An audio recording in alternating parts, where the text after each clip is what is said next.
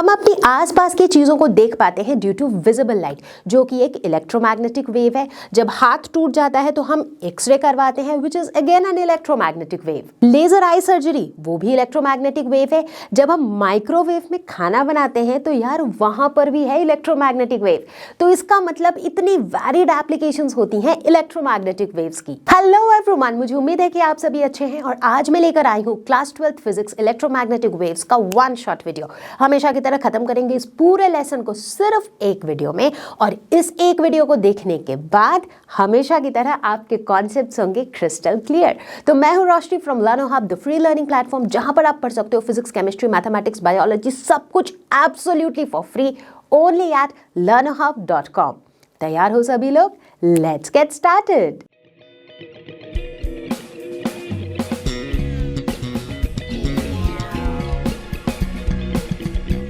सबसे पहला सवाल जो कि इस लेसन का है नाम, और वो है इलेक्ट्रोमैग्नेटिक वेव्स। क्या है ये? नाम पे फोकस करो, इलेक्ट्रोमैग्नेटिक वेव। ये एक वेव है, इतना तो समझ में आ ही रहा है, जिसमें इलेक्ट्रिक और मैग्नेटिक फील्ड दोनों का इन्वॉल्वमेंट है।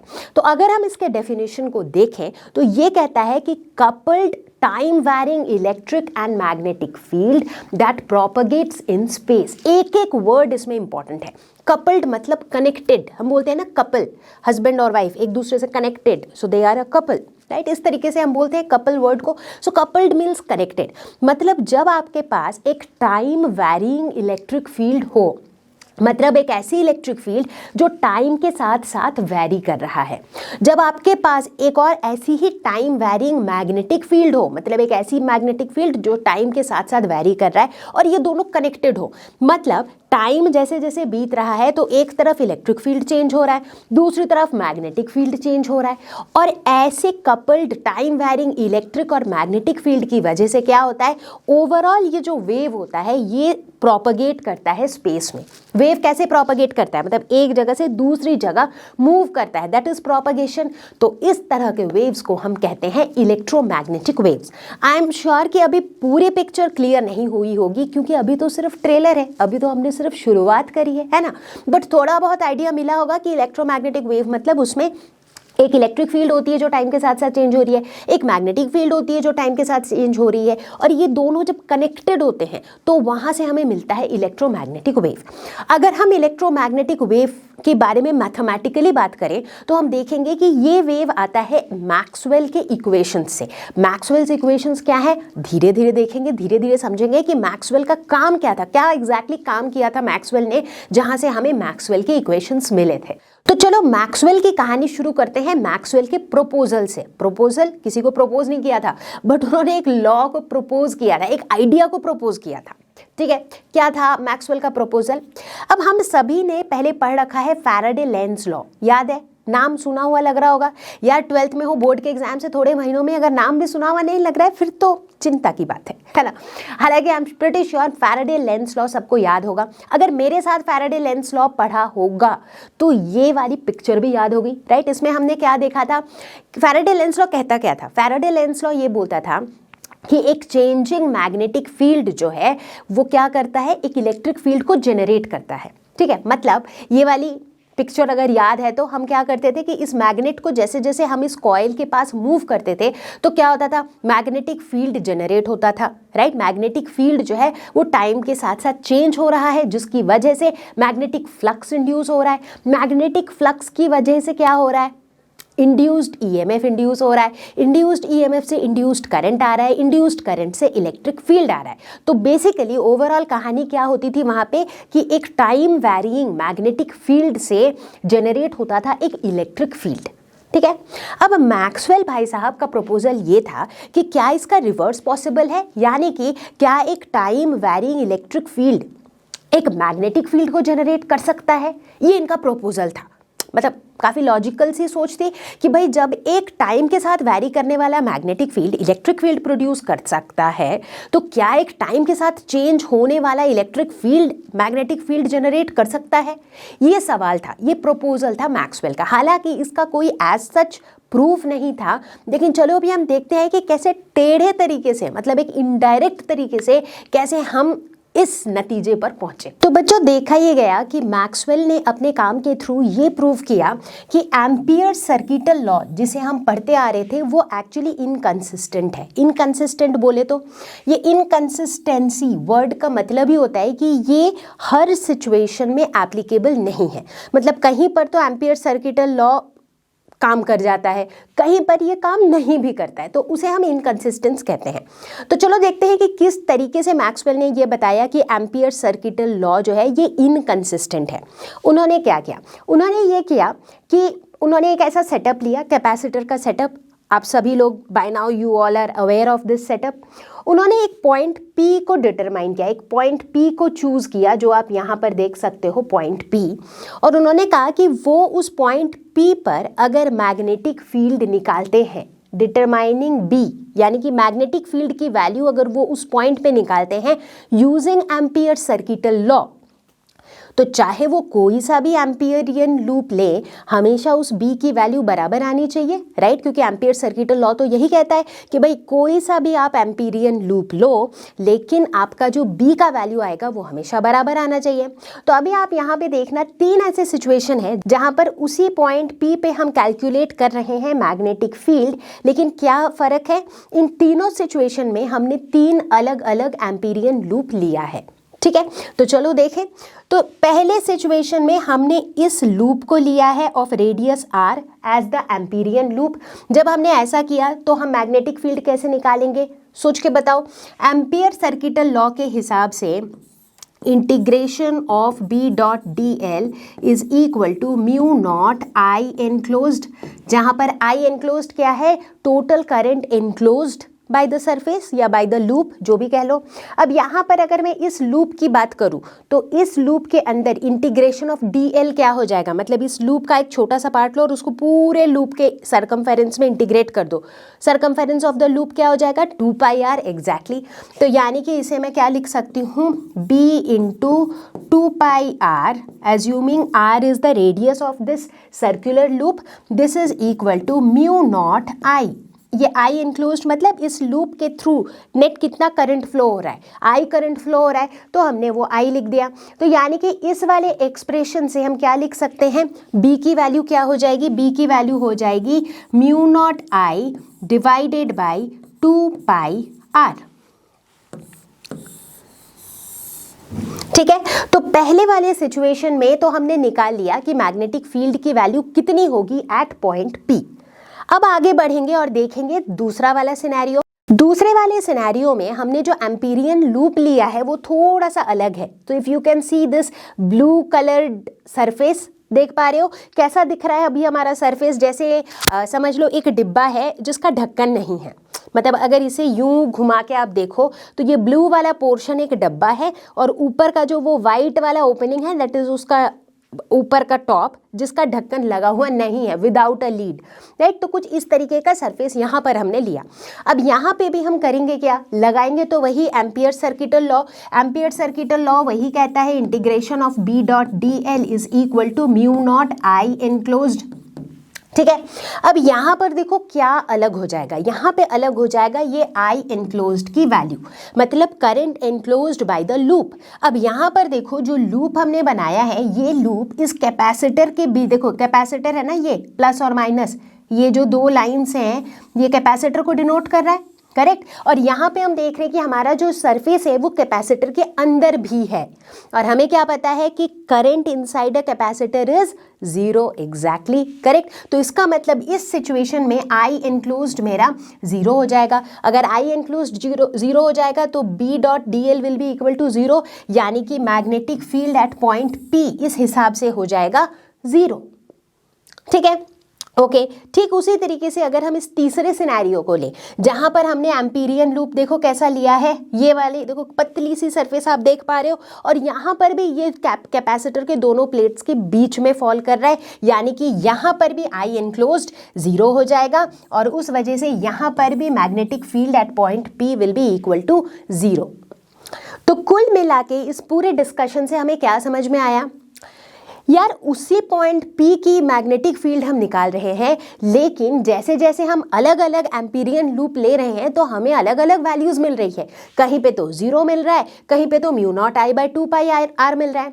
इसका ये मतलब है कि एम्पियर सर्किटल लॉ पूरी तरह से गलत है? नॉट रियली, पूरी तरह से गलत नहीं है, लेकिन एम्पियर सर्किटल लॉ के अंदर कुछ लूप होल है, कोई ऐसी चीजें हैं जिसमें कुछ चीज मिसिंग है और उसी वजह से ये गलतियां हमारे सामने आ रही हैं, राइट।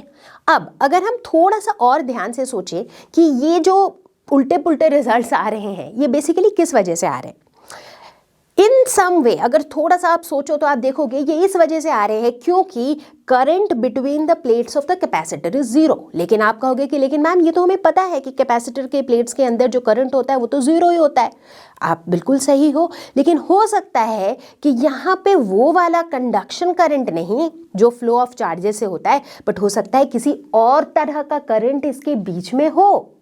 किस और तरह की करंट की मैं बात कर रही हूँ, चलो डिस्कस करते हैं। तो मतलब ये जो एम्पियर सर्किटल लॉ है ये इनकंसिस्टेंट है, ये तो हमने प्रूव कर दिया क्योंकि हमें एक ही पॉइंट में B की अलग अलग वैल्यूज मिली जब हम अलग अलग एम्पीरियन लूप सिलेक्ट कर रहे थे, ठीक है। तो ये पॉइंट तो हमने प्रूव कर दिया, ठीक है। तो ये बात तो क्लियर हो गई है। अब हमें ये देखना है कि ये जो एक और करंट की मैं बात कर रही थी कि कहीं ऐसा तो नहीं कि between the plates of the capacitor किसी और तरह का करंट एग्जिस्ट करता है। कौन सा करंट हो सकता है उसकी बात करेंगे। तो यानी कि अभी हमारा पूरा फोकस चला जाएगा between the plates of the capacitor. फिलहाल इन दोनों प्लेट्स के बीच में क्या एग्जिस्ट करता है, अगर मैं आपसे पूछूं, इलेक्ट्रिक फील्ड एग्जिस्ट करता है। मानोगे इधर प्लस है इधर माइनस है तो प्लस टू माइनस की तरफ इलेक्ट्रिक फील्ड एग्जिस्ट करता है, ठीक है। मैथमेटिकली अगर बात करें तो this electric field is equal to V/d, जहां पर d क्या है, distance between the plates of the capacitor, इन दोनों प्लेट्स के बीच का डिस्टेंस है। v क्या है, potential difference between the two plates, ठीक है। यहां तक भी बात सही है। अब देखो ये जो v है इसे हम कैपेसिटेंस के टर्म्स में लिख सकते हैं, बिल्कुल लिख सकते हैं, क्योंकि हमें क्या पता है Q is equal to CV, यानी कि v को हम क्या लिख सकते हैं, Q/C। तो लिखो ना भाई, तो यहाँ पे हम लिख सकते हैं Q/C इंटू डी, जहाँ पे C क्या है, C is the capacitance. Okay ये किस तरह का कैपेसिटर दिख रहा है, ये पैरेलल प्लेट कैपेसिटर है और हमें क्या पता है capacitance of a parallel plate capacitor क्या होता है, A/0/d। तो इसे हम लिख सकते हैं A/0/d।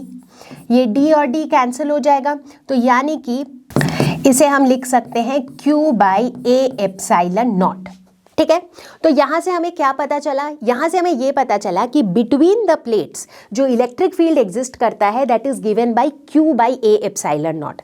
Outside of the plates electric field is 0, यानी कि इलेक्ट्रिक फील्ड जो है ये भी चेंजिंग है, अंदर कुछ और बाहर कुछ और, राइट। अंदर non zero that is Q/A/0, बाहर 0, ठीक है। ओके अब इस चेंजिंग इलेक्ट्रिक फील्ड की वजह से क्या कोई करंट एग्जिस्ट कर सकता है? एक बार में सोच के शायद आप बोल दोगे ना, लेकिन इसी को हम मैथमेटिकली प्रूव करके देखेंगे कि एक चेंजिंग इलेक्ट्रिक फील्ड की वजह से भी करंट एग्जिस्ट करता है। हालांकि हम उस करंट का नाम कुछ और देंगे जो कि अभी हम देखने वाले हैं, ठीक है। तो देखो अभी यहां तक बात समझ में आई, ओके।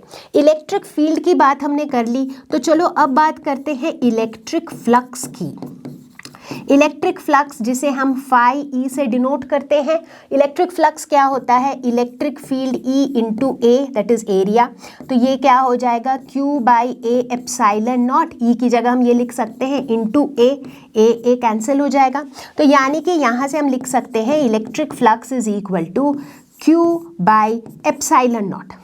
यहाँ से हम फर्दर लिख सकते हैं φe into ε0 is equal to Q, ठीक है। यहाँ तक कोई दिक्कत होनी तो नहीं चाहिए, काफ़ी सिंपल स्ट्रेट फॉरवर्ड सी चीज़ें हैं, है ना। अब ये तो आप मानोगे कि rate of change of charge मतलब कि dQ/dt क्या होता है, करंट ही तो होता है ना। तो अगर दोनों तरफ मैं d/dt कर दूं तो इधर ε0 तो कांस्टेंट है, तो ये हो जाएगा ε0 d/e/dt और इधर हो जाएगा dQ/dt जो कि होता है I यानी कि करंट। बट जैसा कि मैंने बताया ये जो करंट है जो कि चेंजिंग इलेक्ट्रिक फील्ड की वजह से एग्जिस्ट करता है, इस करंट को हम कहते हैं डिस्प्लेसमेंट करंट, ना कि कंडक्शन करंट। जो करंट की अभी तक हम बात करते थे, फ्लो ऑफ इलेक्ट्रॉन्स की वजह से जो करंट होता है वो तो कंडक्शन करंट होता है। यहाँ पर इस करंट का हम नाम दे देते हैं एक नया नाम, विच इज डिस्प्लेसमेंट करंट। ठीक है, and this expression again is super duper important, किसको, क्योंकि इसको हम अभी आगे यूज करने वाले हैं, बहुत इंपॉर्टेंट है ये। ठीक है, तो यानी कि यहाँ से मैक्सवेल का करेक्शन क्या था, मैक्सवेल ने ये बिल्कुल भी नहीं बोला कि एम्पियर सर्किटल लॉ गलत है। मैक्सवेल ने क्या बोला कि एम्पियर सर्किटल लॉ सही है, बट उसमें एक चीज मिसिंग है, उसमें एक लूप होल है, और वो मिसिंग चीज क्या है, उसको मैक्सवेल ने अपनी तरफ से एक करेक्शन के फॉर्म में दिया, और वो करेक्शन ये था कि changing electric field gives rise to a current, जिसे हम कहते हैं डिस्प्लेसमेंट करंट, उसे हम डिनोट करते हैं ID से। तो बच्चों इस तरीके से जो पहले हमारा एम्पियर सर्किटल लॉ था, उसी एम्पियर सर्किटल लॉ में आ गया मैक्सवेल का करेक्शन, और हमारे पास आ गया एम्पियर मैक्सवेल लॉ, क्योंकि एम्पियर ने पहला वाला लॉ दिया था, मैक्सवेल ने उसमें एक इंपॉर्टेंट करेक्शन डाली थी, तो इसीलिए तो बनता ही है कि भाई लॉ में दोनों के नाम आए, और कुछ वैसा ही हुआ एम्पियर मैक्सवेल लॉ। तो यानी कि इस एम्पियर मैक्सवेल लॉ के हिसाब से इसके अंदर दो तरह के करंट की हम बात करते हैं।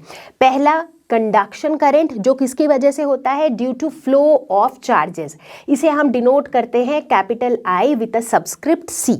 दूसरे तरह की करंट जिसकी हम बात करते हैं वो होता है डिस्प्लेसमेंट करंट, और ये किसकी वजह से होता है, due to changing electric field की वजह से होता है, इसे हम डिनोट करते हैं I with a subscript D।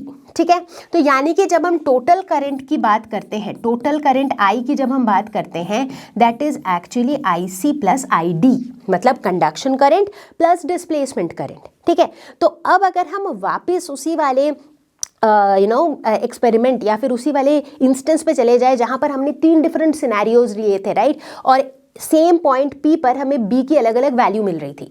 अब आपको वो अलग अलग वैल्यू नहीं मिलेगी, क्योंकि पहले सिनेरियो में जो म्यू नॉट I था, I एनक्लोज्ड में जो I था वो कंडक्शन करंट था। दूसरे और तीसरे सिनेरियो में I जीरो हो जा रहा था, वो जीरो क्या हो रहा था, कंडक्शन करंट जीरो हो रहा था, क्योंकि जब हम प्लेट्स के बीच के जगह की बात कर रहे थे वहां पर कंडक्शन करंट वाकई में जीरो होता है, बट वहां पर डिस्प्लेसमेंट करंट नॉन जीरो होता है, राइट। ठीक उसी तरीके से जब हम प्लेट्स के बाहर की जगह की बात करेंगे तो वहां पर डिस्प्लेसमेंट करंट तो जीरो हो जाएगा, बट वहां पर कंडक्शन करंट नॉन जीरो होगा। तो इस तरीके से इन दोनों में से कोई एक करंट कभी नॉन जीरो है तो दूसरा जीरो है। इस तरीके से हम देखेंगे कि किसी भी इंस्टेंट में, चाहे कोई सा भी एम्पीरियन लूप हम ले लें, हमें उस पॉइंट P पर हमेशा मैग्नेटिक फील्ड की वैल्यू बराबर मिलेगी। ठीक है, ओके। तो इसी तरीके से एम्पियर मैक्सवेल लॉ के स्टेटमेंट को अगर हम देखें तो ये स्टेटमेंट क्या कहता है, वही कहता है जो मैक्सवेल ने प्रपोज किया था। एग्जैक्टली ये कहता है time varying electric field generates magnetic field. जिस तरीके से जो लेंस लॉ था, फैराडे लेंस लॉ था, वो क्या कहता था कि time varying magnetic field generates electric field. Exactly उसी का उल्टा ये कहता है कि time varying electric field generates magnetic field. और इसे हम मैथमेटिकली कैसे लिख सकते हैं, इसे हम लिखते हैं integration of B dot DL is equal to mu not IC plus mu not ID, यानी कि डिस्प्लेसमेंट करंट। मतलब पहले तो एम्पियर सर्किटल लॉ होता था integration of B dot DL is equal to mu not I। अब वो I को भी हमने IC प्लस ID में तोड़ दिया है, तो ये हो जाएगा mu not IC plus mu not ID। और ID क्या होता है, epsilon not d phi E by dt। तो ये हो गया मैक्सवेल एम्पियर लॉ का मैथमेटिकल एक्सप्रेशन। तो बच्चों कुल मिला के ये 4 इक्वेशंस को इकट्ठे एक साथ, इन 4 इक्वेशंस को कहा जाता है मैक्सवेल्स इक्वेशंस। जब हम इलेक्ट्रोमैग्नेटिक वेव के कॉन्सेप्ट को पढ़ते हैं तो यहाँ पर मैंने पहले भी बताया था कि मैक्सवेल का एक बहुत इंपॉर्टेंट रोल रहा है, मैक्सवेल के प्रोपोजल का, उनके काम का, उनके करेक्शन का, मैक्सवेल लॉ का। तो उसी वजह से ये जितने भी ये जो चारों इक्वेशन है इनको एक साथ में कहा जाता है मैक्सवेल्स इक्वेशन। ये सारे आपके जान पहचान के इक्वेशंस हैं, तो चलो फटाफट से एक बार देख लेते हैं इन्हें। तो पहला इक्वेशन है गॉस लॉ ऑफ इलेक्ट्रोस्टैटिक्स, जो कि कहता है integration of E dot DS is equal to Q upon epsilon not. ठीक है, इस गॉस लॉ को यूज करके हमने कई जगह इलेक्ट्रिक फील्ड निकाली है ना, इलेक्ट्रोस्टैटिक्स में पढ़ा है इसे डिटेल में। दूसरा है गॉस लॉ ऑफ मैग्नेटिज्म, इसे हमने मैग्नेटिज्म के अंदर पढ़ा है कि integration of B dot DS is equal to 0। ठीक है। तीसरा है Faraday Lenz law. Faraday Lenz law क्या कहता था कि भाई integration of E dot D L, जिसे हम क्या कहते हैं, induced EMF, exactly, that is equal to minus D phi B by D T, यानी कि एक चेंजिंग मैग्नेटिक फील्ड से जनरेट होता है एक इलेक्ट्रिक फील्ड। और उसके बाद फाइनली है एम्पियर मैक्सवेल लॉ, जो बिल्कुल इसी का ही उल्टा है। मतलब चेंजिंग, यहाँ पे चेंजिंग मैग्नेटिक फील्ड से इलेक्ट्रिक फील्ड जनरेट हो रहा था, यहाँ पर चेंजिंग इलेक्ट्रिक फील्ड से मैग्नेटिक फील्ड डिनोट होगा, यानी कि integration of B dot D L is equal to mu not I C plus mu not I D, that is epsilon not D phi E by D T. ठीक है, तो ये चारों कुछ भी नया इसमें नहीं है। The only thing that I wanted to tell you was कि इन चारों इक्वेशंस को इकट्ठे कहा जाता है मैक्सवेल्स इक्वेशंस। तो बच्चों, मैक्सवेल की इस पूरी कहानी के बाद अब तो समझ में आ गया कि भाई इलेक्ट्रोमैग्नेटिक वेव हम किसे कहते हैं, जहां पर एक टाइम वैरिंग इलेक्ट्रिक फील्ड हो, एक टाइम वैरिंग मैग्नेटिक फील्ड हो, और ये दोनों कपल्ड हो, मतलब ये दोनों का जो वेरिएशन है, ये दोनों वैरी एक ही साथ कर रहा है विथ टाइम। ठीक है, तो उस समय ओवरऑल जो मेरा वेव का प्रोपगेशन होता है, उस वेव को हम कहते हैं इलेक्ट्रोमैग्नेटिक वेव। यहाँ पर सबसे ज़्यादा ध्यान देने वाली बात यह है कि इलेक्ट्रिक फील्ड, मैग्नेटिक फील्ड और वेव का प्रोपगेशन, इन तीनों चीज़ों का जो डायरेक्शन है ये आपस में म्यूचुअली परपेंडिकुलर होता है। बोलने का मतलब है कि अगर आपकी इलेक्ट्रिक फील्ड की जो वेव है, मतलब जो इलेक्ट्रिक फील्ड का जो वेरिएशन है विथ टाइम, वो अगर एक्स एक्सिस के अलॉन्ग हो रहा है, तो आपका मैग्नेटिक फील्ड का जो चेंज है विथ टाइम वो आपका किधर होगा, वो आपका वाई एक्सिस की तरफ होगा। उस केस में ओवरऑल वेव का जो प्रोपगेशन होगा वो किस तरफ होगा, वो जेड एक्सिस की तरफ होगा। राइट, मतलब इलेक्ट्रिक फील्ड अगर यूं मतलब चेंज हो रही है तो मैग्नेटिक फील्ड यूं जाएगी। राइट, और जो वेव का प्रोपगेशन है वो इन दोनों के परपेंडिकुलर, मतलब देखो ये इस प्लेन में ऐसे हो रहा है, ये इस प्लेन में ऐसे हो रहा है, तो वेव का प्रोपगेशन इस प्लेन में होगा। राइट, मतलब अगर एक एक्स एक्सिस पे है तो दूसरा वाई एक्सिस पे होगा, तो तीसरा जेड एक्सिस के अलॉन्ग होगा। ये एक बहुत बहुत बहुत ज़्यादा इंपॉर्टेंट बात है जो आपको ध्यान रखनी है, क्योंकि जब आप न्यूमेरिकल सॉल्व करोगे तो वहाँ पे ये वाला कॉन्सेप्ट काफ़ी काम आने वाला है। तो अब अगला सवाल हमारे सामने ये आता है कि किसी भी इलेक्ट्रोमैग्नेटिक वेव का सोर्स क्या है, मतलब कहाँ से आ रहा है, कहाँ से पैदा हो रहा है ये electromagnetic wave. And the answer is very simple. किसी भी इलेक्ट्रोमैग्नेटिक वेव का जो सोर्स है that is an accelerated charge. Accelerated charges radiate electromagnetic waves, ऐसा हम कह सकते हैं। एक्सेलरेटेड चार्जेस मतलब एक चार्ज पार्टिकल जो एक्सेलरेट हो रहा है, मतलब क्या हो रहा है, वो मूव तो वो कर ही रहा है बट उसकी वेलोसिटी जो है वो भी टाइम के साथ साथ घट रही है, बढ़ रही है, तभी तो उसमें एक्सेलरेशन है। राइट, तो अब देखो होगा क्या इस पिक्चर में, जब एक एक्सेलरेटेड चार्ज है आपके पास तो उस चार्ज से रिलेटेड क्या होगा, एक इलेक्ट्रिक फील्ड होगी। अगर एक चार्ज है तो उसके रिलेटेड, उससे एसोसिएटेड एक इलेक्ट्रिक फील्ड होगी ना, बिल्कुल होगी। अब वो चार्ज एक्सेलरेट कर रहा है, यानी कि वो इलेक्ट्रिक फील्ड कैसी होगी, वो ऑसिलेटिंग इलेक्ट्रिक फील्ड होगी, क्योंकि वो चार्ज का जो वेलोसिटी है वो भी चेंज हो रहा है। राइट, तो ये जो इलेक्ट्रिक फील्ड है, ये इलेक्ट्रिक फील्ड कैसी वाली इलेक्ट्रिक फील्ड है, ऑसिलेटिंग इलेक्ट्रिक फील्ड है। ठीक है, ये ऑसिलेटिंग इलेक्ट्रिक फील्ड जनरेट करती है क्या, क्योंकि ये चेंजिंग इलेक्ट्रिक फील्ड है। Right, so it generates an oscillating magnetic field. अब ये ऑसिलेटिंग मैग्नेटिक फील्ड भी चेंजिंग मैग्नेटिक फील्ड है, तो ये वापस क्या जनरेट करती है, ऑसिलेटिंग इलेक्ट्रिक फील्ड। अब ये ऑसिलेटिंग इलेक्ट्रिक फील्ड वापस जनरेट करती है oscillating magnetic field. Oscillating magnetic field वापस जनरेट करती है ऑसिलेटिंग इलेक्ट्रिक फील्ड। मतलब यहाँ पे चक्कर क्या है, इलेक्ट्रिक फील्ड से मैग्नेटिक फील्ड, मैग्नेटिक फील्ड से इलेक्ट्रिक फील्ड, वापस मैग्नेटिक फील्ड, वापस इलेक्ट्रिक फील्ड। तो ये जो रीजनरेशन है इलेक्ट्रिक फील्ड और मैग्नेटिक फील्ड का, ये लगभग वैसा ही है जैसा एक वेव का प्रोपगेशन है। वेव कैसे प्रोपगेट करता है, एक बार इधर, एक बार इधर, एक बार इधर, एक बार इधर। राइट, मतलब diagrammatically that is how a wave propagates. Right, तो इसी वजह से हम कह सकते हैं कि किसी भी एक इलेक्ट्रोमैग्नेटिक वेव का जो फ्रीक्वेंसी है that can be considered as the frequency of the oscillating particle. अगर बात करें इलेक्ट्रोमैग्नेटिक वेव्स के नेचर के बारे में, तो ये ट्रांसवर्स नेचर के होते हैं। ट्रांसवर्स नेचर के होते हैं, इसका मतलब क्या है, याद है किसी को भी जब हमने वेव्स पढ़ा था तो वहां पर हमने ट्रांसवर्स वेव्स और लॉन्गिट्यूडिनल वेव्स पढ़ा था, याद है, नहीं है, थोड़ा बहुत याद है, पूरा ही भूल गए हैं। ओके, एनीवेज, तो चलो एक बार ही वापस से देख लेते कि ये क्या होते हैं। तो ट्रांसवर्स वेव्स हम वैसे वेव्स को कहते हैं जहां पर जो पार्टिकल्स ऑसिलेट करते हैं उनका जो ऑसिलेट करने का डायरेक्शन होता है और ओवरऑल वेव के प्रोपगेशन का जो डायरेक्शन होता है वो म्यूचुअली परपेंडिकुलर होता है। जैसे कि ये वाला वेव, इस वाले वेव को बड़े अच्छे से ध्यान दो, देखो जो पॉइंट है ना, जो पार्टिकल है वो ऊपर नीचे ऑसिलेट कर रहा है, बट जो ओवरऑल वेव है वो देखो एक्स एक्सिस के अलॉन्ग मूव कर रही है, यानी कि इन दोनों का डायरेक्शन क्या है, परपेंडिकुलर है, तो ये ट्रांसवर्स वेव है। दूसरी तरफ लॉन्गिट्यूडिनल वेव वैसे होते हैं जिनमें देखो पार्टिकल्स जो है वो भी यूं along the x axis oscillate कर रहे हैं और ओवरऑल जो वेव है वो भी एक्स एक्सिस के अलोंग ऑसिलेट कर रहे हैं। ये होते हैं लॉन्गिट्यूडिनल वेव। कौन सा वेव है जो लॉन्गिट्यूडिनल वेव है? एग्जाम्पल बताओ।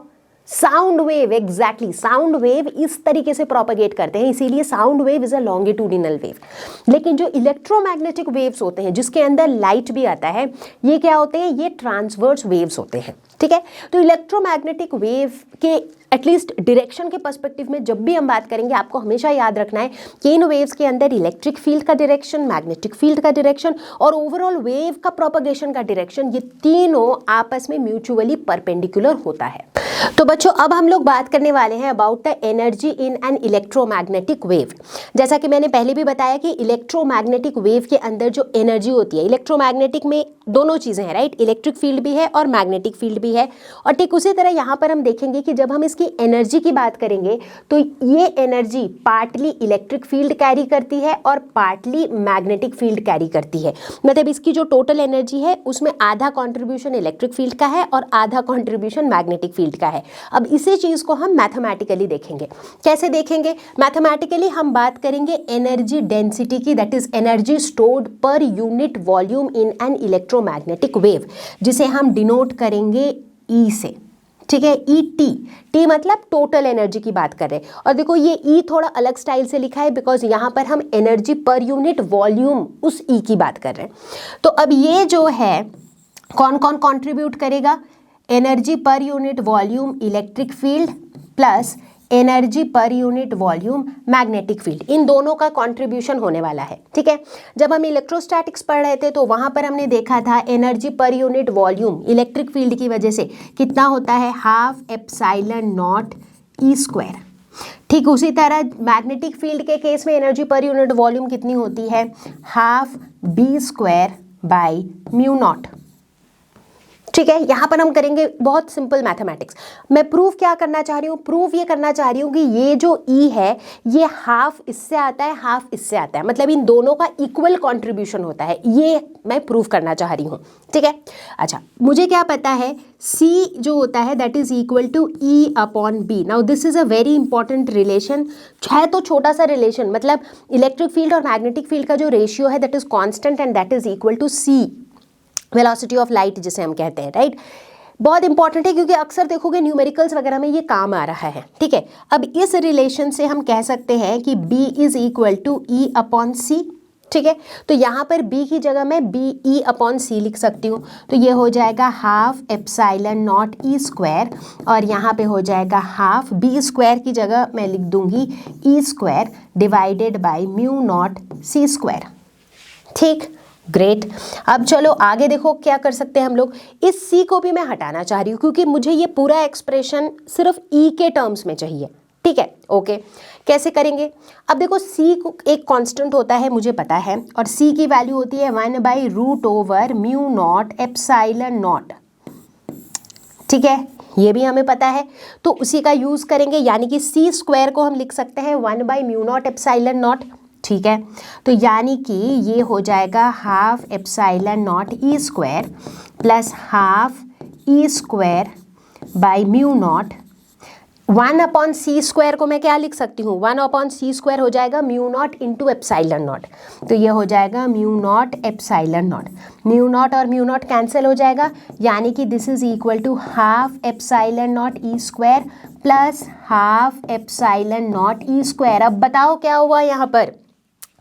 देखो जो total energy per unit volume है इसके इलेक्ट्रिक फील्ड से जितना आ रहा है मैग्नेटिक फील्ड से भी उतना ही आ रहा है।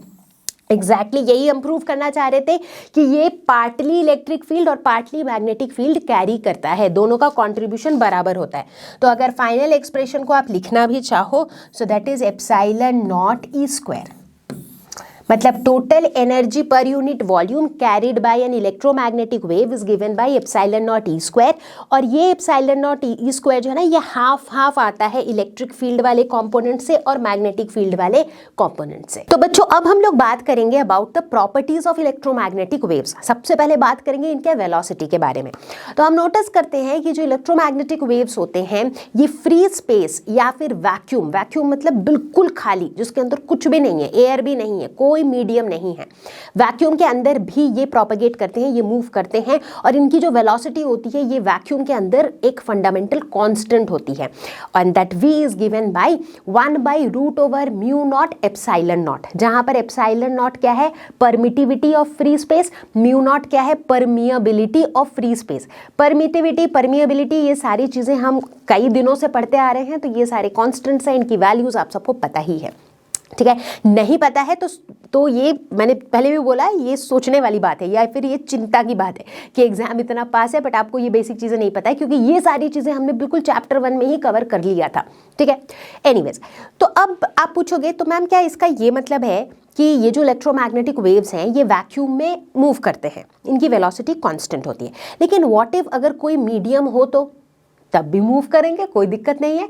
अगर मटेरियल मीडियम इनके लिए नेसेसरी नहीं है, ये उनके बिना भी मूव कर सकते हैं, अगर मीडियम है तब भी ये मूव करेंगे, उस केस में इनकी वेलोसिटी v क्या हो जाएगी, 1/√μ एप्सिलॉन, जहां पर म्यू क्या है, permeability of the medium, epsilon क्या है, परमिटिविटी ऑफ द मीडियम। ठीक है, अगला प्रॉपर्टी ये है कि इलेक्ट्रोमैग्नेटिक वेव्स जो होते हैं ये अपने साथ साथ एनर्जी और मोमेंटम कैरी करते हैं। क्या सबूत है इस बात का? हमने पहले जब हम इलेक्ट्रोस्टैटिक्स जैसे टॉपिक्स पढ़ रहे थे तो वहां पर इलेक्ट्रोस्टैटिक्स इनफैक्ट मैग्नेटिज्म जब हम ये चीजें पढ़ रहे थे तो वहां पर हमने क्या देखा था कि एक फ्री स्पेस के अंदर अगर इलेक्ट्रिक फील्ड है तो वहां पर एनर्जी डेंसिटी कितनी होती है, half epsilon not E square, right? ये हमने पढ़ रखा है पहले ही। ठीक उसी तरह से मैग्नेटिज्म के केस में भी हमने पढ़ा था कि एक फ्री स्पेस में अगर मैग्नेटिक फील्ड एग्जिस्ट करती है तो वहां पर जो एनर्जी डेंसिटी होती है due to the magnetic field that is given by half b²/μ0। ठीक है, तो अब बच्चों सवाल ये उठता है कि जब हम इलेक्ट्रोमैग्नेटिक वेव की बात कर रहे हैं तो इलेक्ट्रिक मैग्नेटिक वेव क्या है, इलेक्ट्रिक फील्ड और मैग्नेटिक फील्ड दोनों चीजें हैं इसके अंदर। तो इसका मतलब इलेक्ट्रोमैग्नेटिक वेव में भी एनर्जी होती है और ये एनर्जी कहाँ से आती है, थोड़ी सी इलेक्ट्रिक फील्ड से और थोड़ी सी मैग्नेटिक फील्ड से। तो इसका मतलब इलेक्ट्रोमैग्नेटिक वेव के साथ भी जो एनर्जी डेंसिटी एसोसिएटेड होगी वो भी कोई नॉन जीरो वैल्यू ही होगी, क्योंकि भाई इलेक्ट्रिक फील्ड मैग्नेटिक फील्ड दोनों की वजह से एनर्जी डेंसिटी एग्जिस्ट करती हैं, तो फिर इलेक्ट्रोमैग्नेटिक वेव में क्यों नहीं, है ना? तो इस वजह से हम कह सकते हैं कि इलेक्ट्रोमैग्नेटिक वेव्स जो है ये अपने साथ साथ एनर्जी कैरी करती हैं। एक बहुत ही डे टू डे लाइफ का अगर हम एग्जाम्पल लें, जैसे कि मान लो सूरज की जो रोशनी है, मतलब मैं नहीं, सूरज से जो लाइट आ रही है वो वाली लाइट जो कि एक इलेक्ट्रोमैग्नेटिक वेव है। ठीक है, तो वो जो लाइट है वो जब हमारे हाथों पे पड़ती है तो क्या होता है, थोड़ी देर में आप फील करते हो, राइट? जब आप बहुत देर तक धूप में खड़े हो, राइट, बहुत देर के बाद आप क्या फील करोगे कि आपका हाथ गर्म हो रहा है। तो ये एनर्जी गर्म कहाँ से फील हो रहा है, हीट से। हीट क्या है, एनर्जी है। एनर्जी कहाँ से आ रही है, लाइट से आ रही है। इसका मतलब ये जो लाइट है जो आपके हैंड पर फॉल कर रही है, इस लाइट में कुछ एनर्जी है, जो एनर्जी आपके हाथों में ट्रांसफर हो रही है। एग्जैक्टली वही बात तो हम कर रहे हैं कि इलेक्ट्रोमैग्नेटिक वेव्स जो हैं ये एनर्जी कैरी करती हैं, है ना? अच्छा, अब आप खुद सोचो, अगर कोई वेव एनर्जी कैरी करती है तो ऑब्वियस बात है कि उसमें मोमेंटम भी होगा ही, क्योंकि हमें तो पहले से ही पता है कि momentum is given by energy divided by c, correct? पता है हमें ये, ओके। तो यानी कि भाई इलेक्ट्रोमैग्नेटिक वेव में एनर्जी होता है, मोमेंटम होता है। ठीक, अगला प्रॉपर्टी ये हो जाता है कि electromagnetic waves exert pressure, exert तो करेगा ही, चूंकि इनमें मोमेंटम होता है तो ये प्रेशर भी एक्सर्ट करते हैं, है ना? इनफैक्ट अगर हम इसी मैथमेटिकल एक्सप्रेशन को देखें कि momentum is equal to energy by c, तो हम कह सकते हैं कि c क्या है, वेलोसिटी ऑफ लाइट या इलेक्ट्रोमैग्नेटिक वेव। तो अगर c की वैल्यू जब बहुत ज़्यादा होती है तो मोमेंटम की वैल्यू कम होती है, तो प्रेशर जो ये एक्सर्ट करता है वो भी कम एक्सर्ट करता है। इसीलिए ये जो इलेक्ट्रोमैग्नेटिक वेव है या फिर ये जो लाइट है, लाइट प्रेशर एक्सर्ट कर रहा है, वो हमें एज सच उस तरीके से फील नहीं होता है, बिकॉज वो जो प्रेशर एक्सर्ट हो रहा है मे बी उसकी वैल्यू कम है, इसीलिए it is not getting noticed. But yes, electromagnetic waves की प्रॉपर्टी की अगर बात करें तो ये मूव करते हैं, इनकी वेलोसिटी होती है, चाहे ये वैक्यूम में हो चाहे ये किसी मीडियम में हो, दोनों केस में इनकी वेलोसिटी होती है, ये कुछ वेलोसिटी से मूव करते हैं, इनमें एनर्जी होती है, इनमें मोमेंटम होता है, ये प्रेशर भी एक्सर्ट करते हैं। तो बच्चों इलेक्ट्रोमैग्नेटिक वेव्स के बारे में मतलब लगभग थोड़ी बहुत जानकारी तो हमारी हो चुकी है। अब हम बात करने वाले हैं अबाउट इलेक्ट्रोमैग्नेटिक स्पेक्ट्रम। यस, अब क्या होता है कि ये जो इलेक्ट्रोमैग्नेटिक वेव्स है इसके अंदर हमने बेस्ड ऑन वेवलेंथ अलग अलग कैटेगराइज कर दी हैं, ठीक है। और ये अलग अलग तरीके के electromagnetic waves all together they form the electromagnetic spectrum, ठीक है। तो अगर हम बात करें लेट्स से हम वैसे वाले इलेक्ट्रोमैग्नेटिक वेव की सबसे पहले बात करते हैं जिनका वेवलेंथ सबसे ज़्यादा होता है, जो कि है रेडियो वेव्स। अगर हम रेडियो वेव्स को देखें तो वो इस कोने में है which is like the maximum wavelength वाले इलेक्ट्रोमैग्नेटिक वेव्स। इनकी वेवलेंथ 0.1 मीटर से अधिक होती है। अब देखो इधर रेडियो वेव से धीरे धीरे जैसे हम डिक्रीजिंग ऑर्डर ऑफ वेवलेंथ की तरफ आते हैं तो रेडियो वेव के बाद आता है माइक्रोवेव, उसके बाद आता है इंफ्रारेड वेव, फिर आता है विजिबल लाइट, उसके बाद आ जाता है अल्ट्रावायोलेट रेडिएशन, उसके बाद क्या आ रहा है X rays and then gamma rays. तो बाय द टाइम हम गामा रेज पे पहुंच रहे हैं तो आप देखो वेवलेंथ की जो वैल्यू है वो 10⁻³ नैनोमीटर में चली गई है। मतलब शुरुआत किया था वेवलेंथ विथ मीटर, फिर धीरे धीरे बीच में मिलीमीटर आ गया, फिर गिरते गिरते चला गया नैनोमीटर तक, करेक्ट। तो इसका बोलने का मतलब है कि रेडियो वेव से जैसे जैसे हम गामा रेज की तरफ आते हैं तो वेवलेंथ घटता है, लेकिन इनकी फ्रीक्वेंसी बढ़ रही होती है क्योंकि वेवलेंथ और फ्रीक्वेंसी के बीच में इनवर्स रिलेशन है, राइट। एक बार दोहरा देती हूँ या याद करवा देती हूँ, वेवलेंथ क्या होता है, एक पूरे वेव का लेंथ, राइट। मतलब एक पूरा क्रेस्ट और ट्रफ, एक पूरा वेव का एक ऑसिलेशन खत्म होने का जो लेंथ है। अब आप खुद सोचो किसी वेव का अगर वेव लेंथ ज़्यादा है, मतलब एक वेव ही इतना ज़्यादा है, राइट, तो उसकी फ्रीक्वेंसी जो है वो कम ही होगी क्योंकि एक पर यूनिट टाइम में ऐसे कितने ही वेव्स आ पाएंगे, कम वेव्स आ पाएंगे क्योंकि एक एक वेव का वेवलेंथ काफ़ी अधिक है। तो जिस वेव का वेवलेंथ ज़्यादा होगा उसकी फ्रीक्वेंसी कम होगी। दूसरी तरफ अगर हमारे पास कोई ऐसा वेव है जिसकी वेवलेंथ बहुत कम है, मतलब वो वेव कुछ यूँ है, इतने छोटी सी जगह में ही एक वेवलेंथ खत्म हो जा रही है, तो लेट अस से एक पर यूनिट टाइम में ऐसी बहुत सारी वेव्स आ जाएंगी, तो यानी कि इसकी फ्रीक्वेंसी अधिक होगी। तो इस वजह से जिनका वेवलेंथ ज़्यादा होता है उसकी फ्रीक्वेंसी कम होती है, जिनकी वेवलेंथ कम होती है उनका फ्रीक्वेंसी ज़्यादा होता है, ठीक है। तो सबको याद रखना है ये जो ऑर्डर है, राइट, कि डिक्रीजिंग ऑर्डर ऑफ वेवलेंथ की बात करें तो radio wave maximum wavelength minimum frequency, दूसरी तरफ gamma rays maximum frequency but minimum wavelength, ठीक। और ये सारे रेडिएशंस साथ में मिला के बनाते हैं इलेक्ट्रोमैग्नेटिक स्पेक्ट्रम। और इसके अंदर भी अगर हम विजिबल लाइट वाले सेक्शन की बात करें तो विजिबल लाइट के अंदर भी आप देख पा रहे हो हमारा अपना विबग्योर, राइट, क्योंकि विजिबल लाइट का जो रेंज है 400 to 700 नैनोमीटर, उसके अंदर भी अलग अलग फ्रीक्वेंसी के बेसिस पे हमें अलग अलग कलर देखने को मिलते हैं, जैसे violet, indigo, blue, green, yellow, orange and red, right. तो ये पूरा बन गया हमारा इलेक्ट्रोमैग्नेटिक स्पेक्ट्रम। तो बच्चों हम लोगों ने इलेक्ट्रोमैग्नेटिक स्पेक्ट्रम भी देख लिया। अब देखना ये है कि इस इलेक्ट्रोमैग्नेटिक स्पेक्ट्रम के अंदर जितने भी इलेक्ट्रोमैग्नेटिक वेव्स हैं इनको हम डिस्क्राइब कैसे कैसे कर सकते हैं। इन अलग अलग इलेक्ट्रोमैग्नेटिक वेव्स को हम 3 पैरामीटर्स के बेसिस पे डिस्क्राइब कर सकते हैं। पहला वेवलेंथ, दूसरा फ्रीक्वेंसी और तीसरा एनर्जी। अगर वेवलेंथ की बात करें तो हमने ऑलरेडी डिस्कस किया कि भाई किसी भी वेव का एक क्रेस्ट होता है, एक ट्रफ होता है, तो वेवलेंथ का मतलब ही होता है 2 कंसेक्यूटिव क्रेस्ट के बीच का डिस्टेंस या फिर 2 कंसेक्यूटिव ट्रफ के बीच का डिस्टेंस, वही वेवलेंथ होता है। तो वेवलेंथ को हम, चूंकि ये डिस्टेंस है तो इसका जो SI यूनिट होता है दैट इज मीटर। बात अगर फ्रीक्वेंसी की करें तो फ्रीक्वेंसी का मतलब होता है number of क्रेस्ट्स per unit time, मतलब कितने नंबर ऑफ क्रेस्ट्स पास हो रहे हैं एक पर्टिकुलर यूनिट ऑफ टाइम में, राइट। तो फ्रीक्वेंसी का ऐसा यूनिट यूज करते हैं हम हर्ट्ज, जिसे हम HZ से डिनोट करते हैं। तीसरा आ गया एनर्जी। एनर्जी कैसे डिनोट करते हैं हम, किसी भी इलेक्ट्रोमैग्नेटिक वेव में कितनी एनर्जी है उसको हम डिस्क्राइब करते हैं in terms of electron volt. What is electron volt? 1 electron volt is 1.6 × 10⁻⁻19 joules. तो एनर्जी के टर्म्स में भी हम एक पर्टिकुलर इलेक्ट्रोमैग्नेटिक वेव को डिस्क्राइब कर सकते हैं। अभी थोड़ी देर पहले जब हमने इलेक्ट्रोमैग्नेटिक स्पेक्ट्रम देखा तो हमने क्या देखा, रेडियो वेव से गामा रेज की तरफ जैसे जैसे हम जाते हैं तो वेवलेंथ डिक्रीज हो रही होती है, फ्रीक्वेंसी बढ़ रही होती है। और एनर्जी के साथ क्या होता है, एनर्जी क्या होता है, E is equal to H nu, energy is directly proportional to frequency. तो चूंकि फ्रीक्वेंसी क्या हो रहा है, बढ़ रहा है, तो एनर्जी भी बढ़ेगा। जैसे जैसे हम रेडियो वेव से गामा रेज की तरफ जाते हैं तो एनर्जी क्या होते रहता है, एनर्जी इंक्रीज होते रहता है। वेवलेंथ और फ्रीक्वेंसी का जो रिलेशनशिप है ये आई एम श्योर आप पहले भी पढ़ते आ रहे हो, बट चूंकि हम यहाँ वेव की बात कर रहे हैं और अगर आपके दिमाग में फ्रीक्वेंसी और वेवलेंथ को लेके ही कंफ्यूजन रह जाए फिर तो बहुत बड़ी दिक्कत हो जाएगी।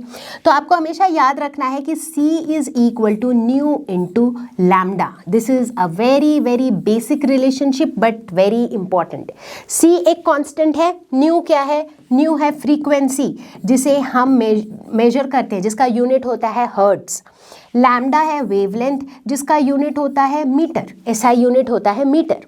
लेकिन कभी कभार जैसे अब इसीलिए देखो दोनों इन्वर्सली प्रोपोर्शनल है, जब फ्रीक्वेंसी ज़्यादा होता है तो लैम्डा कम होता है। क्यों? क्योंकि इस एक्सप्रेशन से हम देख सकते हैं कि nu is equal to C by lambda. C तो कांस्टेंट ही है, तो अगर न्यू की वैल्यू ज़्यादा होगी तो लैम्डा की कम होगी, अगर न्यू की वैल्यू कम होगी तो लैम्डा की ज़्यादा होगी, right. So they are inversely proportional, ठीक है। चलो ये भी बात क्लियर हो गई। तो इसका मतलब अगर मैं 1 हर्ट्ज की बात करूं frequency, that is actually equal to 1 per unit second,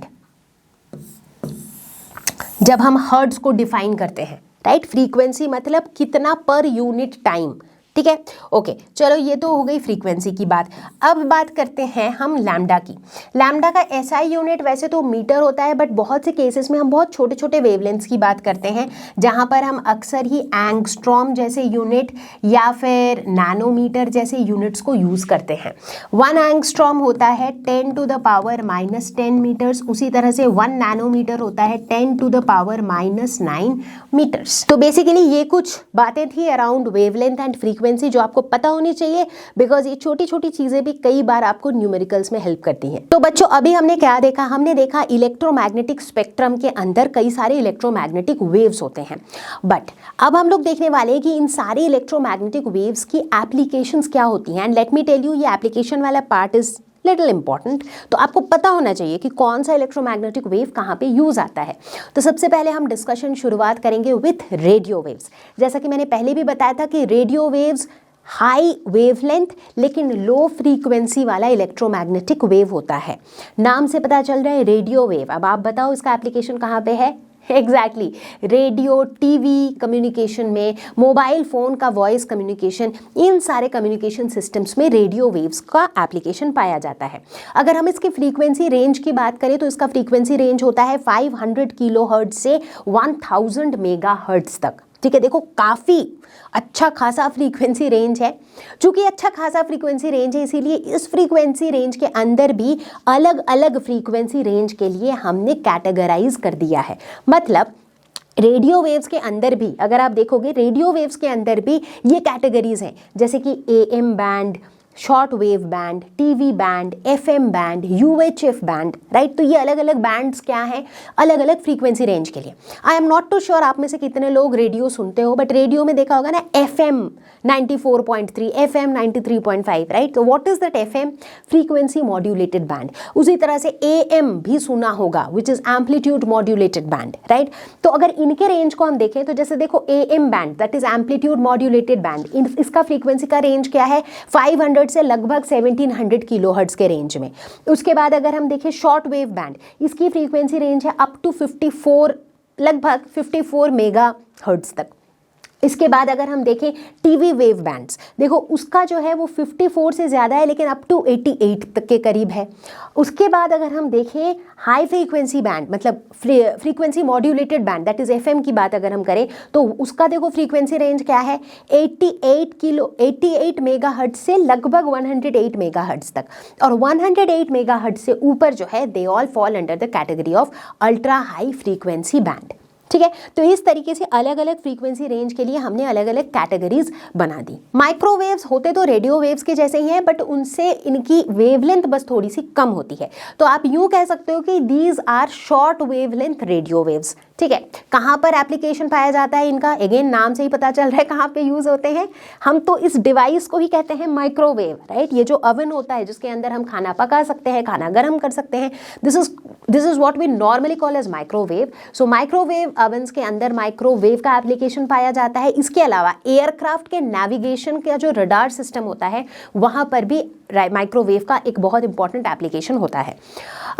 अब जब हमने माइक्रोवेव की बात करी, लेट मी जस्ट चेक, क्या आप सबको पता है कि how does a microwave work? नहीं पता? A quick recall. अगला नंबर है इंफ्रारेड वेव्स का।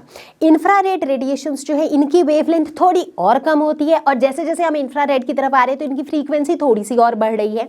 इंफ्रारेड वेव्स की खास बात ये होती है कि दे जेनरेट हीट, ये हीट प्रोड्यूस करते हैं, इस वजह से इन्हें हीट वेव्स भी कहा जाता है। इनका एप्लीकेशन कई ऐसी जगहों पर होता है जहां पर हम हीट प्रोड्यूस होते हुए देखते हैं, जैसे कि infrared lamps, infrared detectors, in fact कई सारे इलेक्ट्रॉनिक डिवाइसेस के रिमोट स्विचेस में जो एलईडी लगे होते हैं वहां पर भी यूज होता है इंफ्रारेड वेव्स। इसके अलावा ग्रीन हाउस इफेक्ट, जो कि एक बहुत ही important practical day to day life से रिलेटेड एप्लीकेशन है ऑफ इंफ्रारेड वेव्स, जिसके बारे में अभी हम थोड़ा सा और डिटेल में डिस्कस करेंगे। तो बच्चों, ग्रीन हाउस इफेक्ट, इसके बारे में आई एम श्योर आपने अपनी जूनियर क्लासेस में अलग अलग एरियाज में पढ़ा हुआ है and you know what it is, but एक जल्दी से रिकैप करते हैं। ग्रीन हाउस इफेक्ट बेसिकली हमारे एटमॉस्फेयर का अपना एक ऐसा तरीका होता है जिसके अंदर ये सूरज से आने वाली सारे रेडिएशन की एंट्री तो अलाउ करता है, पूरे सोलर रेडिएशन की एंट्री अलाउ करता है, उसको अंदर आने देता है, लेकिन जो हीट रिफ्लेक्ट बैक होके जा रही होती है उसको ये ट्रैप कर लेता है।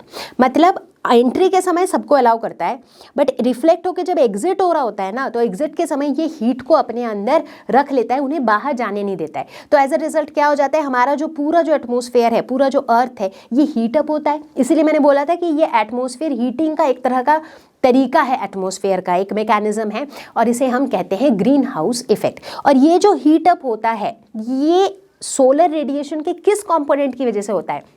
इंफ्रारेड वेव्स की वजह से होता है, क्योंकि सोलर रेडिएशन में भी कई तरह के रेडिएशंस प्रेजेंट होते हैं, उसमें से इंफ्रारेड वेव्स जो होते हैं वही हीट अप करते हैं। तो ये जो इंफ्रारेड वेव्स हैं इनको ट्रैप कर लिया जाता है और इसकी वजह से ही हमारा ओवरऑल जो टेम्परेचर है वो थोड़ा बढ़ जाता है या फिर थोड़ा ये हॉट हो जाता है। ठीक, इनफैक्ट इंफ्रारेड वेव्स की जब हम बात कर रहे हैं तो क्या आप बता सकते हो कि आपके घर के अंदर, आई एम श्योर आप सभी के घर के अंदर एक ऐसी छोटी सी चीज़ है जिसे हम रेगुलर बेसिस पे यूज़ कर रहे होते हैं और उसके अंदर यूज़ होता है इंफ्रारेड वेव्स। बता सकते हो क्या है? टीवी का रिमोट। एग्जैक्टली, टीवी का जो रिमोट हम यूज़ करते हैं और वो जो टीवी का रिमोट काम कर रहा होता है उसमें कौन से वेव्स का हाथ होता है? उसमें हाथ होता है इंफ्रारेड वेव्स का। अब टीवी पे आपको जो चीज़ें दिख रही होती हैं, राइट, मतलब टीवी पे मान लो आप कोई सीरियल देख रहे हो, अब वो सीरियल तो वहीं पे तो वो एक्टर्स एक्ट कर नहीं रहे, राइट, वो कहीं और हो रहा है, वहाँ से वो आप तक पहुँच रहा है, वो जो कम्युनिकेशन हो रहा है वहाँ पर रेडियो वेव्स का रोल होता है। बट जो टीवी के रिमोट से आप टीवी को ऑपरेट कर पा रहे हो वहाँ पर किसका रोल है? इंफ्रारेड वेव्स का। अगला नंबर है वैसे इलेक्ट्रोमैग्नेटिक वेव का जिससे हम सबसे ज़्यादा फेमिलियर है, जो हमारे सबसे ज़्यादा जान पहचान वाला है, और वो है विजिबल लाइट। एग्जैक्टली, जिसे हम लाइट वेव भी कहते हैं। विजिबल लाइट है तभी तो हम चीज़ों को देख पाते हैं, राइट। तो ये जो एक ऐसा इलेक्ट्रोमैग्नेटिक वेव है जो एक ऐसे फ्रीक्वेंसी के रेंज में फॉल करता है जो हमारे देखने के रेंज में है, राइट। तो इसी वजह से तो हम अल्ट्रावायलेट रेज या फिर गामा रेज या फिर रेडियो वेव्स, इन्हें हम अपनी आंखों से नहीं देख पाते हैं, लेकिन हम विजिबल लाइट को अपनी आंखों से देख पाते हैं। करेक्ट, विजिबल लाइट के अंदर जो भी वायलेट, इंडिगो, ब्लू, ग्रीन जो भी मतलब हैं वो सारी चीज़ों को हम देख पाते हैं क्योंकि वो हमारे विजिबल रेंज पे फॉल करता है। ओके, अब इसकी एप्लीकेशन तो मैं क्या ही बताऊं, क्योंकि हम जो भी चीज़ें देख पाते हैं that is because of this visible light या फिर light wave, right. Frequency range की अगर हम बात करें तो इनकी फ्रीक्वेंसी रेंज फॉल करती है फ्रॉम 4 × 10⁻14 हर्ट्ज टू 7 × 10⁻14 हर्ट्ज। इसके बाद आता है यूवी रेज या फिर जिसे हम अल्ट्रा वायोलेट वेव्स भी कहते हैं। अल्ट्रावायलेट वेव्स तक हम जब पहुंच चुके हैं, यहाँ पर आते आते हम देखते हैं कि वेवलेंथ काफ़ी कम हो चुकी है लेकिन फ्रीक्वेंसी काफ़ी बढ़ चुकी है। अल्ट्रावायलेट रेडिएशन की अगर हम बात करें तो ये जो सोलर रेडिएशन होता है, सन के रेडिएशन के अंदर भी कुछ मात्रा में अल्ट्रावायलेट रेडिएशन होता है। And let me tell you something very important कि ये जो अल्ट्रावायलेट रेज होते हैं ये ह्यूमन्स के लिए बहुत ही हार्मफुल होता है। इससे बहुत तरह के स्किन डिजीजेस, स्किन कैंसर जैसी बीमारियाँ हो सकती हैं। इसी वजह से आपने बहुत से डॉक्टर से या बहुत से लोगों से आपने सुना होगा कि हीट जो है धूप में खड़े होना बॉडी के लिए अच्छा होता है because you get your vitamin D from there, लेकिन अगर सुबह की धूप में आप जाते हो दैट इज़ बेटर बिकॉज उसमें अल्ट्रावायलेट रेडिएशंस जो हैं वो थोड़े कम होते हैं। तो जो अल्ट्रावायलेट रेडिएशन की जो मात्रा है वो आजकल एनीवे सोलर रेडिएशन में थोड़ा सा बढ़ता चला जा रहा है। इसके बारे में भी आई एम श्योर आपने पढ़ा होगा, क्लोरोफ्लोरोकार्बन्स के यूज़ की वजह से, ओजोन लेयर की वजह से, ओजोन लेयर जो हमें बेसिकली प्रोटेक्ट करता है अल्ट्रावायलेट रेडिएशन से, क्योंकि सोलर रेडिएशन जब आती है तो ओजोन लेयर क्या करता है, उसमें से यूवी रेज को हटा देता है, तो हमें उससे बचा लेता है। लेकिन आजकल क्या हो रहा है, उसी ओजोन लेयर में होल्स क्रिएट हो जा रहे हैं due to excessive use of chlorofluorocarbons, ठीक है, और होल्स हो जा रहे हैं तो वो अल्ट्रावायलेट रेज के साथ ही सोलर रेडिएशन हमारे तक पहुंच जा रही है which is not that great for us. अब आप पूछोगे कि मैम इसका मतलब अल्ट्रावायलेट वेव्स जो है ये इनके सिर्फ नुकसान ही नुकसान है, इनका कुछ फायदा नहीं है? ऐसा भी नहीं है, इनके भी अपने फायदे हैं, क्योंकि इनका देखो इनकी वेवलेंथ और फ्रीक्वेंसी के हिसाब से इनका भी एक अलग एप्लीकेशन है। जैसे कि लेसिक आई सर्जरी, जो आई की सर्जरी होती है, जैसे आप अगर आपके घर में आपने किसी की आई सर्जरी होते हुए देखी हो आज से 30 साल पहले, तो उस समय एक प्रॉपर बड़ी सी सर्जरी होती थी। आजकल जो है लेज़र सर्जरी बड़ी आसानी से आई की सर्जरी हो जाती है, मतलब कुछ ही घंटों में पूरा सब कुछ खत्म हो चुका होता है, एकदम आराम से आंखें ठीक हो जाती हैं, राइट। तो ये जो लेज़र आई सर्जरी है ये अल्ट्रावायलेट रेडिएशन का एक बहुत इंपॉर्टेंट एप्लीकेशन है। जनरली हम देखते हैं कि अल्ट्रावायलेट वेव्स जो है ये कहाँ से प्रोड्यूस होती है, वेरी वेरी हॉट बॉडीज से ये एमिट होती हैं। इसके बाद आता है एक्सरेज। एक्सरेज के एप्लीकेशन की अगर बात करूँ तो आई एम प्रिटी श्योर एक एप्लीकेशन आप सभी को पता है, जब भी हमारे बॉडी में कोई फ्रैक्चर वगैरह हो जाती है तो हम एक्सरे कराने पहुंच जाते हैं, यानी कि ये एक डायग्नोस्टिक टूल की तरह काम आता है। क्यों ये, अच्छा एक्सरे इस तरह के टूल की तरह काम क्यों आता है, क्योंकि एक्सरे का जो वेवलेंथ है ये काफ़ी कम होता है। चूँकि एक्सरे का वेवलेंथ कम होता है तो इस वजह से ये ह्यूमन बॉडी के थ्रू भी पेनिट्रेट कर पाता है, right, and that is why इसका जो एप्लीकेशन है वो एक्सरे निकालने के काम आता है। इस मेडिकल डायग्नोस्टिक टूल के तरह ये यूज़ हो पाता है। आप एक्सरे की जगह अगर माइक्रोवेव या रेडियो वेव यूज़ करोगे तो वो इस काम नहीं आ पाएगा क्योंकि उनकी वेवलेंथ काफ़ी ज़्यादा है। तो मैं बताना ये चाह रही हूँ कि ये जितने भी तरह के इलेक्ट्रोमैग्नेटिक वेव्स हैं इन सब के जो यूसेज या एप्लीकेशन हैं वो अलग अलग इसलिए हैं क्योंकि इनकी वेवलेंथ्स अलग अलग हैं। जैसे ही इनकी वेवलेंथ्स अलग अलग हो जा रही हैं तो इनकी जो प्रॉपर्टीज़ हैं ओवरऑल वो अलग अलग हो जा रही हैं, राइट। अभी एक्सरेज के केस में इनका पेनेट्रेटिंग पावर काफ़ी ज़्यादा है, और वो ज़्यादा क्यों है, क्योंकि इनकी वेवलेंथ काफ़ी कम है, करेक्ट। डायग्नोस्टिक पर्पसेस के अलावा बहुत सारे बीमारियों के ट्रीटमेंट में भी एक्सरे काम आता है, जैसे कि कैंसर उन बीमारियों में से एक है। देखा होगा आपने, अगर किसी को कैंसर होता है तो उनकी सर्जरी तो होती ही है, उसके बाद उनको रेडिएशन भी दिया जाता है, राइट, एंड रेडिएशन के दौरान ही एक्सरे फाइंड्स इट्स एप्लीकेशन। अगर एक्सरे की प्रोडक्शन की बात करें कि एक्सरेज प्रोड्यूस कैसे होते हैं, तो आमतौर पर जब हम एक हाई एनर्जी इलेक्ट्रॉन से बॉम्बार्ड करते हैं एक मेटल को तो वहाँ पर एक्सरेज प्रोड्यूस होते हैं। तो अब हम पहुँच चुके हैं last but not the least which is gamma rays. Gamma rays जो होते हैं इनका पेनेट्रेटिंग पावर अगेन बहुत ज़्यादा होता है, क्योंकि देखो ये तो बिल्कुल एंड पर है, मतलब इनकी जो वेवलेंथ है ये सबसे कम है, इतनी कम वेवलेंथ है इसीलिए इनका पेनेट्रेटिंग पावर बहुत ज़्यादा होता है। गामा रेज का एप्लीकेशन अगेन कैंसर के ट्रीटमेंट में गामा रेज भी बहुत यूजफुल होता है। साथ ही साथ गामा रेज प्रोड्यूस कहाँ पे होता है, कहाँ पर हम गामा रेज की बात करते हैं, अल्फा रे, alpha beta gamma, alpha particle beta particle gamma rays, इनके बारे में बातें हम कहाँ पर करते हैं, जब हम रेडियो एक्टिविटी की बात करते हैं। जो बहुत हैवी न्यूक्लियाई होते हैं जो रेडिएशंस एमिट करते हैं, जैसे कि यूरेनियम, राइट। इनफैक्ट एक न्यूक्लियाई का जो पूरा हमारा चैप्टर है क्लास 12 की फिजिक्स में, उसके अंदर हम सिर्फ इन्हीं की बातें करते हैं, रेडियो एक्टिविटी की, alpha particle, beta particle, gamma rays. तो वहाँ पर आपको गामा रेज के बारे में और डिटेल में जानने को मिलेगा। अभी के लिए आप यही जान लो कि इस तरह के जो हैवी न्यूक्लियाई होते हैं जो रेडियो एक्टिविटी अंडरगो करते हैं, जो इस तरह के रेडिएशंस एमिट करते हैं, उन्हीं रेडिएशंस में से एक है हमारा गामा रेज, ठीक है। तो बच्चों इसी के साथ साथ हमने कवर कर लिया हमने अब हमारे सारे इलेक्ट्रोमैग्नेटिक वेव्स के एप्लीकेशंस।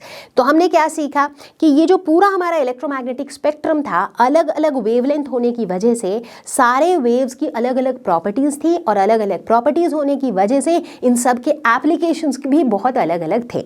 और इसी वजह से जब मैंने इस चैप्टर की शुरुआत करी थी, इस वीडियो के बिल्कुल शुरुआत में मैंने बोला था कि इलेक्ट्रोमैग्नेटिक वेव्स की जो एप्लीकेशंस होती हैं वो बहुत ही वैरायटी की एप्लीकेशंस होती है। तो अब आपको समझ में आ रहा होगा कि इतनी वैरायटी की की एप्लीकेशंस क्यों होती है? क्योंकि इलेक्ट्रोमैग्नेटिक वेव्स के अंदर बहुत ही वैरिड प्रॉपर्टीज के वेव्स हमें देखने को मिलते हैं। तो चलो बच्चों फटाफट से एक आधी न्यूमेरिकल्स देखते हैं, ठीक है। वैसे तो ये chapter exam point of view से मैं ये नहीं कहूँगी कि बहुत ज़्यादा इंपॉर्टेंट है, बट कॉन्सेप्ट काफ़ी इंपॉर्टेंट है इलेक्ट्रोमैग्नेटिक वेव्स का, ठीक है। अब देखो कितने मज़ेदार छोटे छोटे क्वेश्चंस इन कॉन्सेप्ट्स में से फॉर्म हो जाते हैं। पहला numerical, a plane electromagnetic wave of frequency 25 megahertz travels in free space along the X direction. Direction पे बहुत ध्यान देना है, मतलब इस केस में जो वेव का प्रोपगेशन हो रहा है वो किस डायरेक्शन में हो रहा है? एक्स डायरेक्शन में। At a particular point in space and time E, that is electric field, is equal to 6.3 J cap volt पर मीटर। अब ये J cap जो है ये किस डायरेक्शन का यूनिट वेक्टर होता है? वाई एक्सिस का, करेक्ट। तो इसका मतलब जो इलेक्ट्रिक फील्ड है ये किस डायरेक्शन में है? ये वाई एक्सिस के अलोंग है। What is B at this point? यानी कि मुझे मैग्नेटिक फील्ड निकालना है, ठीक है। अब आप मुझे एक सिंपल सी बात बताओ कि भाई मैग्नेटिक फील्ड किस डायरेक्शन में होगा?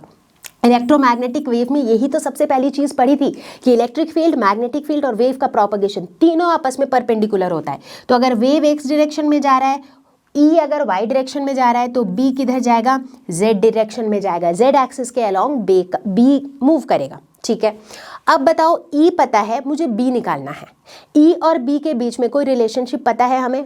बिल्कुल पता है, मैंने कुछ देर पहले बताया था, C is equal to E upon B, बताया था ना। देखो काम आ गया। तो यानी कि B सीधे सीधे हम ऐसे निकाल सकते हैं E अपॉन सी, ठीक है। E की वैल्यू की कितनी है यहाँ पर? 6.3। C की वैल्यू क्या हो जाती है? 3 इंटू 10 टू द पावर 8। तो ये वैल्यू हो जाएगी 2.1 into 10 to the power -8 tesla. तो ये तो हो गया B का मैग्नेटिक फील्ड, और B का डायरेक्शन वो तो मैंने इधर ही बता दिया था, Z एक्सिस के अलोंग, यानी कि 2.1 into 10 to the power -8 K cap tesla. तो इस तरीके से हम मैग्नेटिक फील्ड निकाल सकते हैं। तो देखो यहाँ पर ये जो फ्रीक्वेंसी दी हुई थी, इस फ्रीक्वेंसी का कुछ खास काम नहीं था। तो चलो बच्चों अब हम लोग देखते हैं इस टॉपिक का, इस वीडियो का आखिरी क्वेश्चन, जो कि अगेन एक न्यूमेरिकल है। तो क्वेश्चन कह रहा है the magnetic field in a plane electromagnetic wave is given by By is equal to 2 into 10 to the power -7 sine of 0.5 into 10 to the power 3x plus 1.5 into 10 to the power 11t tesla. देख के डर लग रहा है, नहीं? ऐसा लग रहा है कि कितना कॉम्प्लिकेटेड है। चलो इसको हम अलग से लिख लेते हैं। दिया हुआ है कि By is equal to 2 into 10 to the power -7 sine of 0.5 into 10 to the power 3x plus 1.5 into 10 to the power 11t tesla, ठीक है। ये दिया हुआ है। अब इसका जनरल एक्सप्रेशन लिखते हैं। हमें क्या पता है? By जो है, अगर मैग्नेटिक फील्ड वाई डायरेक्शन में है और यहाँ से क्या दिख रहा है? मैग्नेटिक फील्ड क्या होता है? B0 sine omega sine kx plus omega T, इस फॉर्म में होता है, राइट? ओके, तो यहाँ पर देखो उससे अगर मैच करोगे तो ये क्या हो जाएगा? By is equal to B0 sine kx plus omega T, ठीक है। इस फॉर्मेट का होता है। इस फॉर्मेट से हमें क्या पता चलता है कि जो मैग्नेटिक फील्ड है ये वाई एक्सिस के अलोंग है, मतलब मैग्नेटिक फील्ड का डायरेक्शन किस एक्सिस के अलोंग है? Y axis. वेव किस एक्सिस के अलोंग जा रहा है? ये जो साइन के एक्स है ना, ये बताता है कि वेव का प्रोपगेशन किधर हो रहा है। तो यानी कि यहाँ पे वेव का प्रोपगेशन हो रहा है अलोंग एक्स एक्सिस। इसका मतलब यहाँ पर इलेक्ट्रिक फील्ड किस डायरेक्शन में होगा? जेड डायरेक्शन के अलोंग होगा, ठीक है। ओके, अब देखो यहाँ पर अगर इस गिवन एक्सप्रेशन को इस जनरल एक्सप्रेशन से कंपेयर करें तो कुछ कुछ वैल्यू यहाँ पे दी हुई है। जैसे कि B0 की वैल्यू दी हुई है कितनी? 2 इंटू 10 टू द पावर -7। जैसे K को हम क्या लिखते हैं बताओ? K वेव नंबर को क्या लिखते हैं? 2 पाई बाई लैम्डा। तो 2 पाई बाई लैम्डा की वैल्यू यहाँ पे कितनी दी हुई है? K की वैल्यू दी हुई है 0.5 इंटू 10 टू द पावर 3। और क्या दिया हुआ है? ओमेगा की वैल्यू दी हुई है। ओमेगा की वैल्यू दी हुई है 1.5 इंटू 10 टू द पावर 11, ठीक है। ये सारी चीजें हमारे पास दी हुई है। तो इन सारे वैल्यूज के हेल्प से हमें निकालना क्या है? फर्स्ट पार्ट में पूछा गया है what is the wavelength and frequency of the wave, ठीक है। तो चलो पार्ट बाय पार्ट इसको सॉल्व करेंगे। तो पार्ट 1 में सबसे पहले पूछा गया है वेवलेंथ यानी कि लैम्डा। अब देखो इस पे फोकस करो, यहाँ पे यहाँ पे 2 pi by lambda is equal to दिया हुआ है 0.5 इंटू 10 टू द पावर 3। तो क्या यहाँ से हम लैम्डा नहीं निकाल लेंगे? बिल्कुल निकाल लेंगे। तो निकाल लेते हैं। लैम्डा क्या हो जाएगा? लैम्डा हो जाएगा 2 into pi, that is 2 into 3.14 divided by 0.5 into 10 to the power 3, जो कि आ जाएगा 1.26 सेंटीमीटर। ठीक है, तो चलो लैम्डा तो निकल गया, वेवलेंथ निकल गया। अब बात करते हैं किसकी? फ्रीक्वेंसी यानी कि न्यू की। अब देखो यहाँ पर और क्या दिया हुआ है, ओमेगा की वैल्यू दी हुई है। अब फ्रीक्वेंसी निकालने के कई तरीके हैं। एक तो लैम्डा पता है तो सी और लैम्डा के हेल्प से फ्रीक्वेंसी निकाल लो। दूसरा है यहाँ पे ओमेगा दिया हुआ है, right, which is angular frequency. अब ओमेगा की वैल्यू क्या होती है? 2 पाई न्यू। सो 2 पाई न्यू की वैल्यू यहाँ पे दी हुई है 1.5 इंटू 10 टू द पावर 11। तो यानी कि न्यू की वैल्यू क्या हो जाएगी? 1.5 into 10 to the power 11 divided by 2 pi. तो ये वैल्यू आ जाएगी 23.9 गीगाहर्ट्ज। ठीक है, तो ये निकल के आ गया फ्रीक्वेंसी।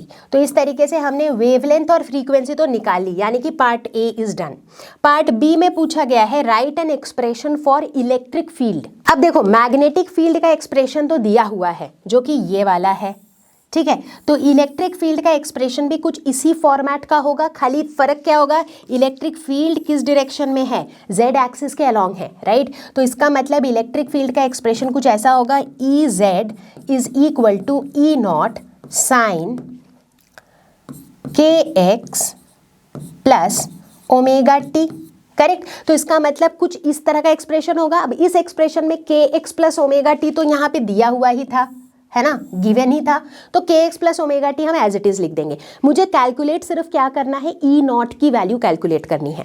ई नॉट कहाँ से करेंगे? देखो यहाँ पे बी नॉट की वैल्यू दी हुई है। अगर बी नॉट दिया हुआ है तो ई नॉट निकाल सकते हैं क्या? बिल्कुल निकाल सकते हैं, क्योंकि हमें क्या पता है? C is equal to E by B, यानी कि C is equal to E naught by B naught, right. तो ई नॉट की जगह मैं लिख सकती हूँ सी बी नॉट, और बाकी सब कुछ सेम रहेगा, साइन के एक्स प्लस ओमेगा टी। तो इतना तो मुझे लगता है आप कर ही लोगे। अब सी की वैल्यू डाल दो, बी नॉट की वैल्यू डाल दो, उसे कैलकुलेट कर लो, और उसके बाद साइन के बाद अंदर का सब कुछ तो एज इट इज रहेगा। देखो साइन के X 0.5 into 10 to the power 3 into X plus 1.5 into 10 to the power 11 into T. तो इस तरीके से हम इलेक्ट्रिक फील्ड का एक्सप्रेशन लिख डालेंगे। तो चलो फटाफट से आप खुद से लिख डालो, इसमें तो कुछ बचा ही नहीं है खास। तो प्यारे बच्चों, इसी के साथ हम आ पहुंचे हैं इस वीडियो के एंड तक, और मुझे पूरी उम्मीद है कि इस पूरे वीडियो को अगर आपने मेरे साथ देखा है तो इलेक्ट्रोमैग्नेटिक वेव्स के कॉन्सेप्ट जरूर हुए होंगे क्रिस्टल क्लियर। मैं आपको जल्दी ही मिलूंगी एक और शानदार वीडियो के साथ। तब तक के लिए आप सभी लोग अच्छे से पढ़ाई करते रहिए, अपना ध्यान रखिए। Take care, bye bye.